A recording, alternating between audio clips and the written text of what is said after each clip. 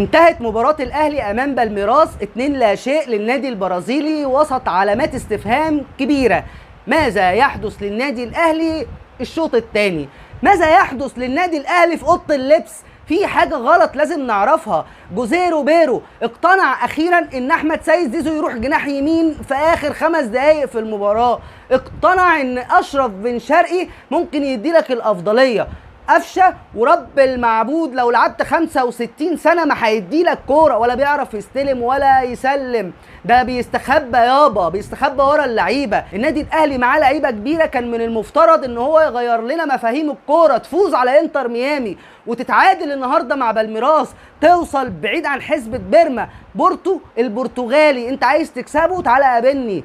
هتكسب بورتو ازاي يا عم بهذا الاداء؟ هتكسب بورتو ازاي وتصعد دور 16 تلاعب باريس سان جيرمان تشيل منهم 16 وترجع؟ النادي الاهلي كان من المفترض ان هو يكون شكله احسن من كده، من المفترض ان هو كان يقدم لنا كوره احسن من كده. الشوط الاول انت بتستحوذ، بتهدد، بتمتلك الكوره. الشوط الثاني ايه اللي بيحصل بقى؟ ايه اللي بيحصل في النادي الاهلي؟ بدني بيقع، التركيز بيقع، العقليه بتقع، احنا مش مصدقين نفسينا ان احنا مستحوذين على الكوره وان احنا عندنا كوره. بتوصل ل3 خشبات بتتبرجل وتتكعبل، اللعيبه بتتلت قدام الجون. في ايه يا عم مالك؟